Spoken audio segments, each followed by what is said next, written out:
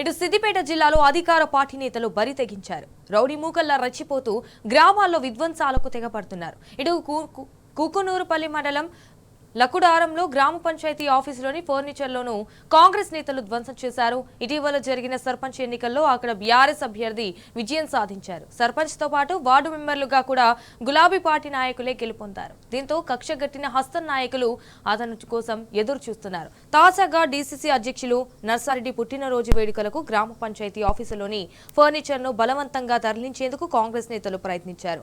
ఇక పంచాయతీ సిబ్బంది అడ్డుకోవడంతో హస్తం రౌడీలు రెచ్చిపోయారు. సిబ్బందిపై చేయి చేసుకోవడమే కాకుండా సర్పంచ్ భర్త పైన దాడికి పాల్పడ్డారు. తాగిన మైకంలో రాక్షసంగా ప్రవర్తిస్తూ ఫర్నిచర్ ను ధ్వంసం చేశారు. ఈ నేపథ్యంలో కాంగ్రెస్ శ్రేణుల తీరుపై విమర్శలు వెల్లువెత్తుతున్నాయి. హస్తం గుండాలపై తగిన చర్యలు తీసుకోవాలని కూడా బీఆర్ఎస్ నేతలు అలాగే గ్రామస్తులు డిమాండ్ చేశారు.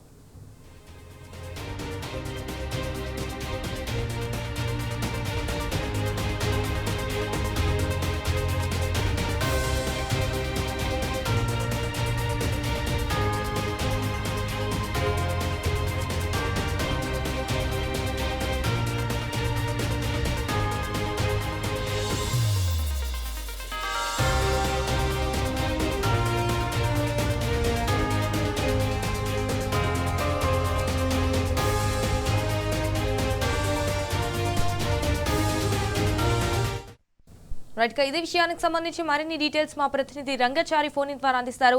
రైట్ రంగచారి, చెప్పండి. ఇటు సిద్దిపేట జిల్లాలో అయితే అధికార పార్టీ నేతలు బరి తెగించారు. రౌడీ మూకల్లా రెచ్చిపోతూ గ్రామాల్లో విధ్వంసాలకు తెగబడుతున్నారు. సో దీనికి సంబంధించిన అప్డేట్స్ ఏంటి? Good afternoon Sanjana. ముఖ్యంగా ఈ సిద్దిపేట జిల్లా కుకునూరుపల్లి మండలం లక్కడారం గ్రామంలో కాంగ్రెస్ పార్టీ నాయకులు దౌర్జన్యంగా వ్యవహరించినటువంటి పరిస్థితి.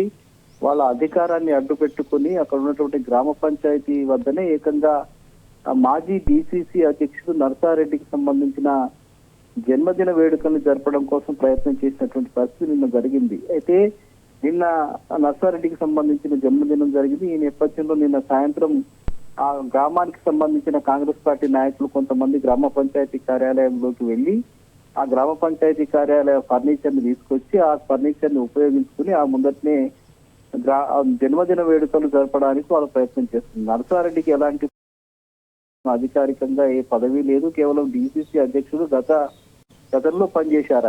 ఆయనకు సంబంధించిన జన్మదిన వేడుకలు ఒక ప్రభుత్వానికి సంబంధించిన గ్రామ పంచాయతీ కార్యాలయం అది పూర్తిగా ప్రభుత్వానికి సంబంధించిన ఆస్తిగా ఉండేటువంటి ఫర్నిచర్లు ఆ కార్యాలయంలో వాళ్ళు జన్మదిన వేడుకలు జరుపుతామంటే అక్కడ ఉన్నటువంటి సిబ్బంది వాళ్ళు అడ్డుకోవడం జరిగింది. ఈ విషయం తెలుసుకున్న సర్పంచ్ భర్త కూడా అక్కడికి వెళ్ళి ఇక్కడ జన్మదిన వేడుకలు జరపడం ఏమిటి, ఈ ఫర్నిచర్ తీసుకోవడం ఏమిటి అని చెప్పి ఆయన ప్రశ్న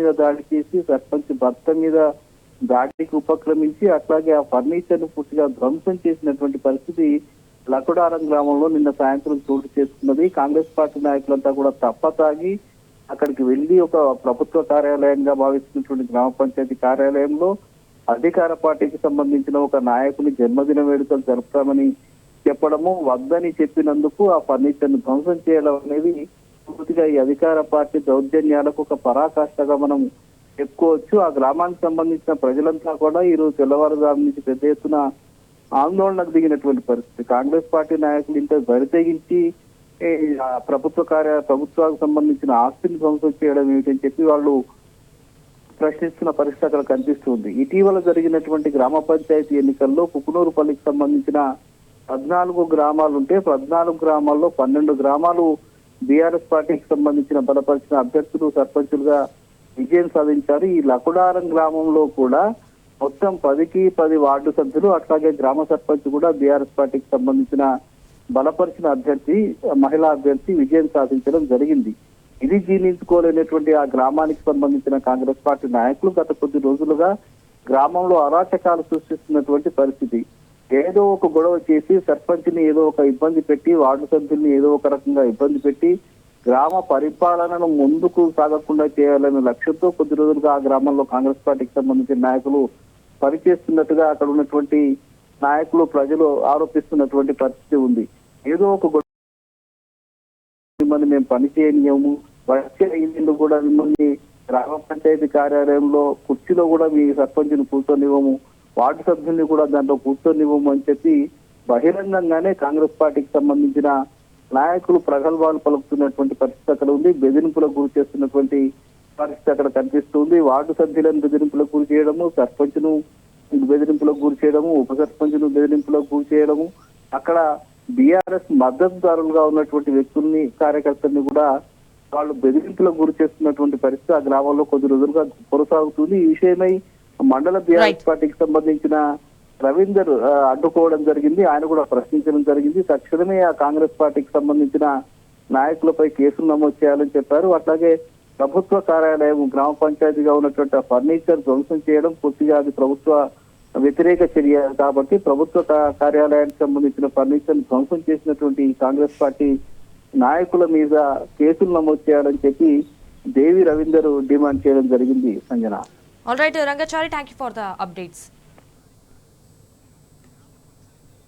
భాగంగా బీఆర్ఎస్ పార్టీ బలపరిచినటువంటి అభ్యర్థి శిల్పా నరసింహులు గారు మరి ప్రజల యొక్క సహకారంతో, వారి మీద ఉన్న నమ్మకంతో సర్పంచ్గా 10కి 10 వార్డులు, ఒక వార్డు మిత్రుడు ఇండిపెండెంట్ చేసినప్పటికీ అతను టీఆర్ఎస్ పార్టీ, 10కి 10 వార్డులు టీఆర్ఎస్ పార్టీ గెలవడంతో, అలాగే కుకునూరుపల్లి మండలంలో 14కి 14 గ్రామాలు కూడా ఏ ఒక్కరు కూడా కాంగ్రెస్ పార్టీలు గెలవలేదు.